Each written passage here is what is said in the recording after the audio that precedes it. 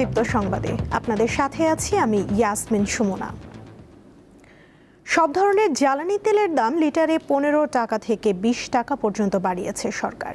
আজ থেকে নতুন দাম কার্যকর হয়েছে। নতুন দর অনুযায়ী ডিজেল ১০০ টাকা থেকে বেড়ে ১১৫ টাকা করা হয়েছে। কেরোসিন ১১২ টাকা থেকে বেড়ে ১৩০ টাকা হয়েছে। অকটেন ১২০ টাকা থেকে বেড়ে ১৪০ টাকা করা হলো। আর পেট্রোল ১১৬ টাকা থেকে বেড়ে হয়েছে ১৩৫ টাকা। বিশ্ববাজারে জ্বালানি তেলের দাম বৃদ্ধির ধারাবাহিকতায় দেশে ভোক্তা পর্যায়ে সব ধরনের জ্বালানি তেলের নতুন মূল্য নির্ধারণ করল সরকার। ইরানে যুক্তরাষ্ট্র ও ইসরায়েলের যৌথ হামলার পর জ্বালানি তেলের বৈশ্বিক বাজার অস্থির হয়ে ওঠে। বাংলাদেশেও এর প্রভাব পড়েছে।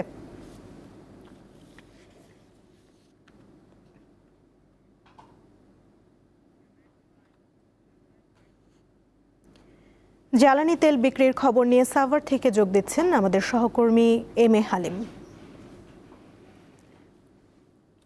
হালিম, আজ থেকে জ্বালানি তেলের নতুন দাম কার্যকর হয়েছে। পাম্পগুলোতে কি প্রভাব দেখছেন, আর গ্রাহকরা পর্যাপ্ত তেল পাচ্ছে কিনা বিস্তারিত জানাবেন।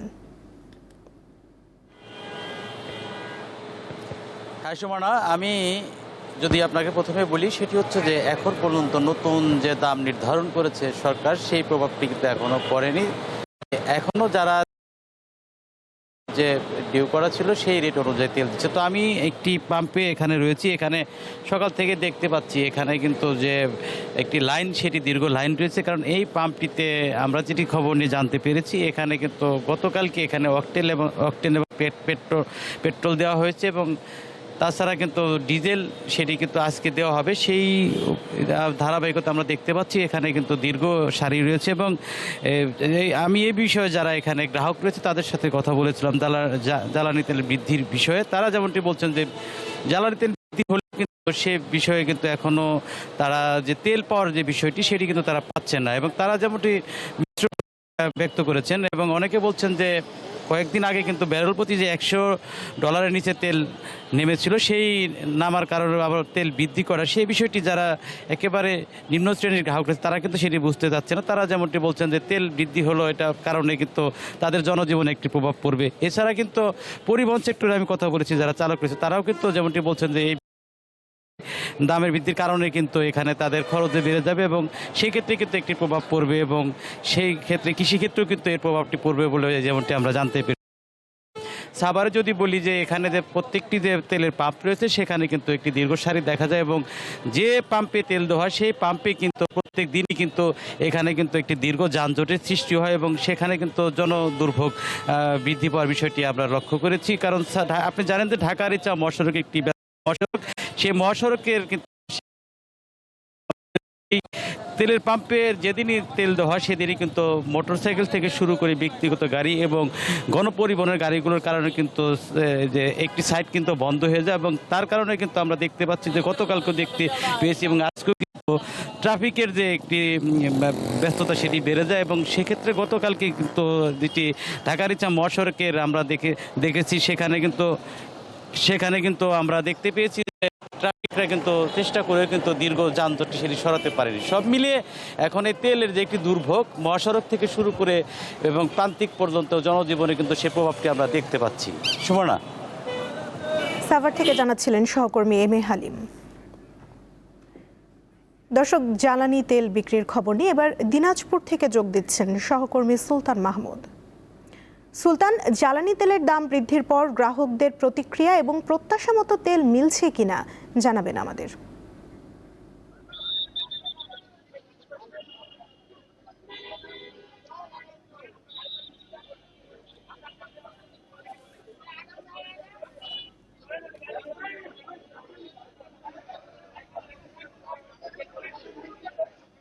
আপনি জানেন যে আসলে সারা দেশের যে জ্বালানিদের সংকট সেটি কিন্তু দিনাজপুরেও রয়ে গিয়েছে। আমরা গতকালকে যে সরকারের যে ঘোষণা অনুযায়ী তেলের দাম বৃদ্ধি করা হয়েছে সেই বৃদ্ধির যে প্রভাব কিন্তু এখনো আসলে এখানে পড়েনি। কারণটা হচ্ছে যে যারা বাইকাররা রয়েছেন তারা বলছেন যে এই তেলের দাম বৃদ্ধি হওয়ার কারণে তাদের যে স্বাভাবিক অবস্থার যে ফিরে আসা সেটি কিন্তু এখনো ফিরে আসেনি। আমরা দেখেছি যে সকাল থেকেই যে এই বাইকাররা কিন্তু এটা লম্বা একটা লাইন দাঁড়িয়ে রয়েছেন এবং তারা কেউ কেউ গতকালকে পর্যন্ত কিন্তু তেলের জন্য এখানে কিন্তু লাইনে দাঁড় করিয়ে রেখে বাসায় চলে গিয়েছেন।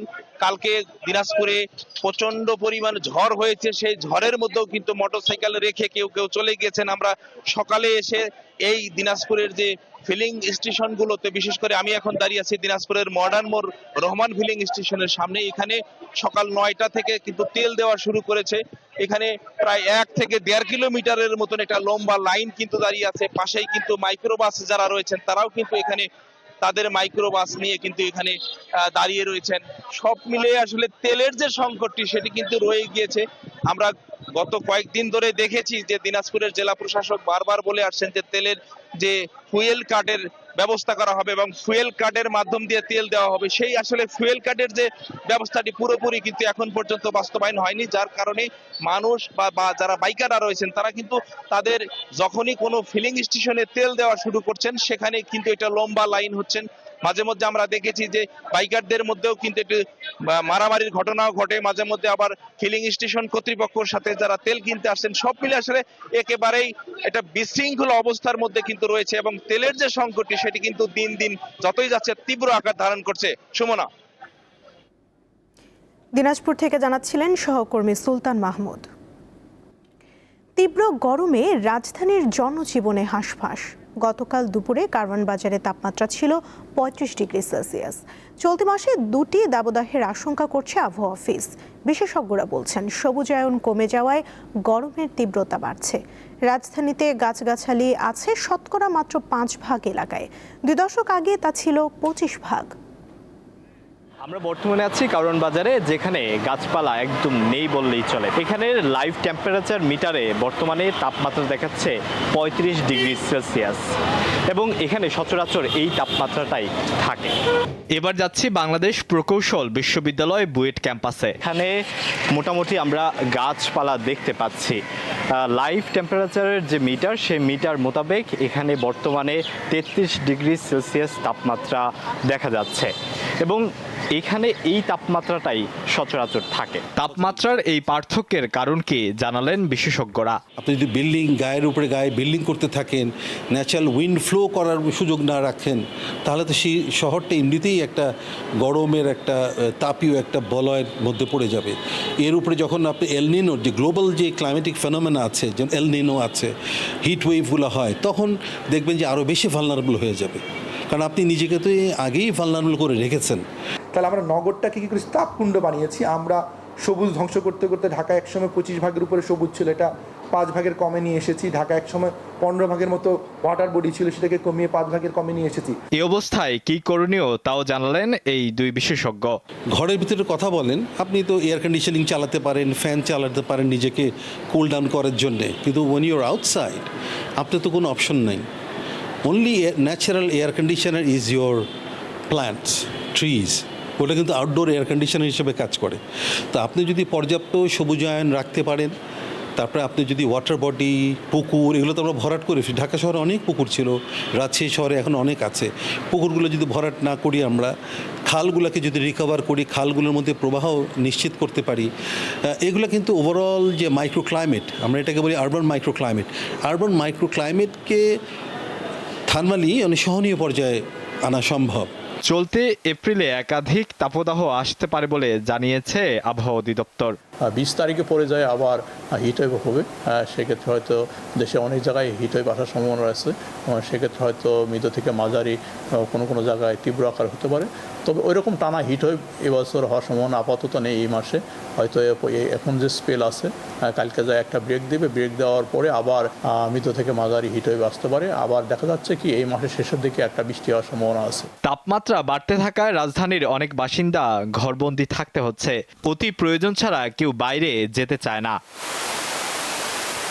আলোয়ান খান, দীপ্ত সংবাদ, ঢাকা। বরগুনা যুব উন্নয়ন প্রশিক্ষণ কেন্দ্রের কার্যক্রম ঘিরে নানা অনিয়মের অভিযোগ উঠেছে। গবাদি পশু ও হাঁস মুরগি পালন, মৎস্য চাষ এবং প্রাথমিক চিকিৎসা বিষয়ে প্রশিক্ষণে অংশ নেওয়া ব্যক্তিদের অভিযোগ, তারা ভাতা ও সুযোগ সুবিধা পাচ্ছেন না।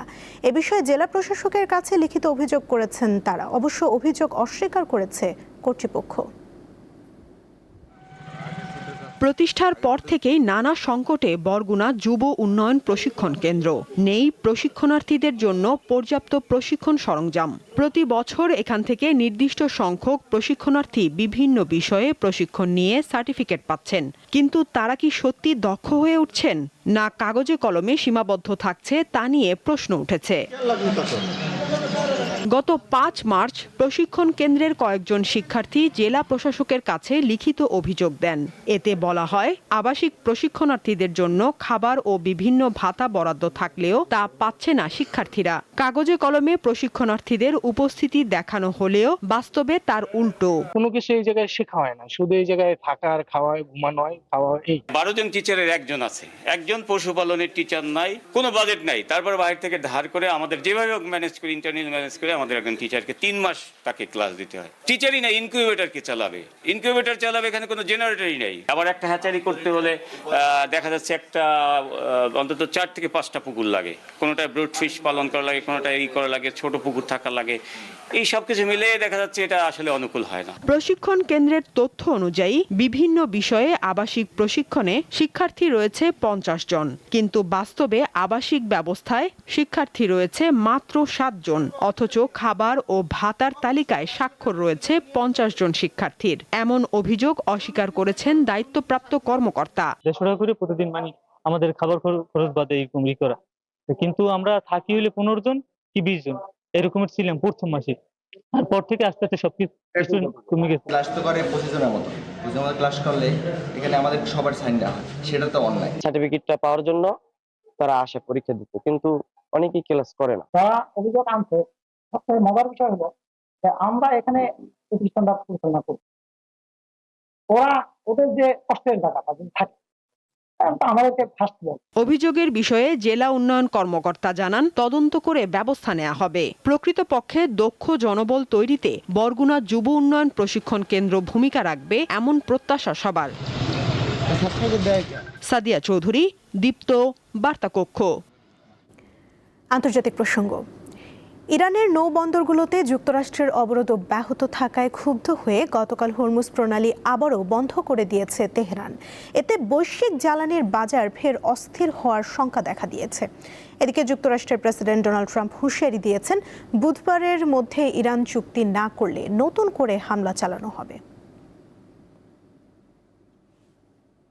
লেবাননে 10 দিনের যুদ্ধবিরতি কার্যকরের পর শুক্রবার বিশ্বের কৌশলগত গুরুত্বপূর্ণ জ্বালানি রুট হরমুজ প্রণালী খুলে দেয় ইরান। এমন ঘোষণায় বৈশ্বিক তেলের বাজারে স্বস্তি নেমে আসে, কমতে শুরু করে তেলের দাম।